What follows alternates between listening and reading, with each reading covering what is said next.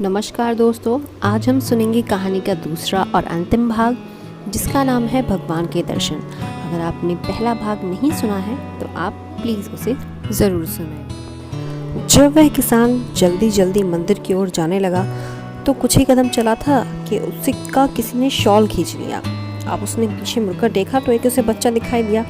उसे लगता था कि वो बच्चा बहुत भूखा है, तो उसने उस बच्चे को बिना सोचे विचारे अपने घर ले जाकर खाना खिलाया। खाना खाते हुए उस बच्चे ने उसे बताया कि वह बच्चा अनाथ है और भीख मांगने के लिए मजबूर है।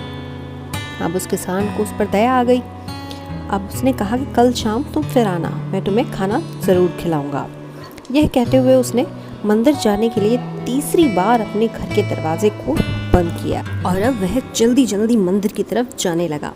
वह मंदिर जाकर प्रतिमा के सामने खड़ा होकर हाथ जोड़कर बोला कि भगवान, मुझे माफ़ कर दीजिए, मुझे आने में थोड़ी देर हो गई। लेकिन अब भगवान ने कहा, लेकिन तुम तो मुझे खाना खिला चुके हो। अब वो बहुत चकित हुआ। उसने पूछा, कब प्रभु? क्या तुमने एक बूढ़े, एक बूढ़ी औरत और एक अनाथ बालक को खाना नहीं खिलाया? उसने कहा, हाँ, तुम वास्तव में मुझे ही खाना खिला रहे थे और मैं बहुत खुश हूँ। अब उस किसान ने कहा, लेकिन आपने मेरे साथ मेरे घर चलने का वचन दिया था। अब भगवान ने कहा, ठीक है, मैं चलूँगा, तुम आगे चलो, मैं तुम्हारे पीछे पीछे आता हूँ। वो घर पहुँचा और घर पहुँचकर जैसे ही उसने दरवाज़ा खोला तो उसने पीछे मुड़कर देखा कि भगवान खड़े हैं। अब वो बड़ा खुश हुआ और उसने कहा, भगवान आइए, बैठिए। और उसने भगवान को बैठाया, उसने भगवान को फल दिए और भोजन कराया। भगवान फल खाकर चलने लगे। भगवान के चरणों में उसने साष्टांग प्रणाम किया और वह उठा तो देखा कि वहाँ भगवान नहीं है। वह भगवान को मंदिर तक छोड़ने के लिए जाना चाहता था, पर फिर भी वह किसान बहुत प्रसन्न हुआ। जब उस गांव के जमींदार के कानों तक ये बात पहुंची कि गरीब किसान के घर भगवान आए, तो वह जल्दी से खड़ा हुआ और खड़ा होकर मंदिर गया और भगवान के सामने हाथ जोड़कर खड़ा हो गया। बोला, हे प्रभु, आप मेरे घर कब पधारेंगे? उसने पूछा।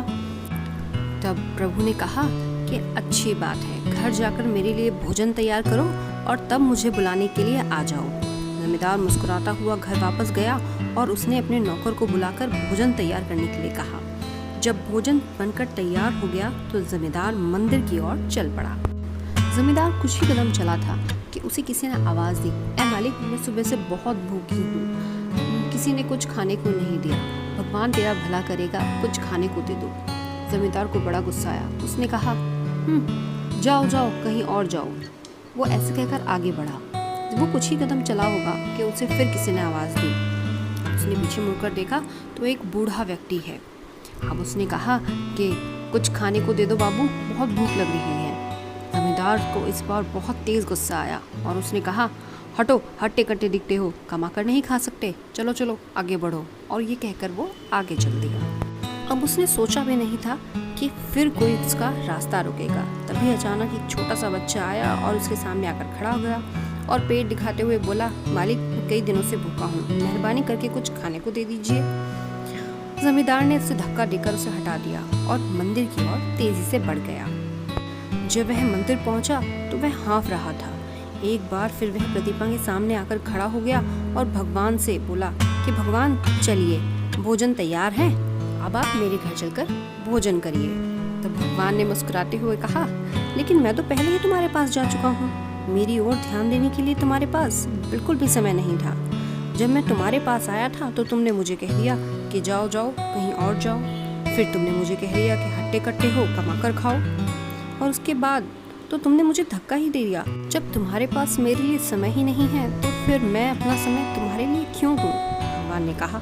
जमींदार ने प्रतिमा की ओर देखा, लेकिन अब वह एक कठोर पत्थर की मूर्ति बन गई थी और वो बाद में बहुत पछताया। आपको कहानी कैसी लगी कृपया ज़रूर बताएं। धन्यवाद।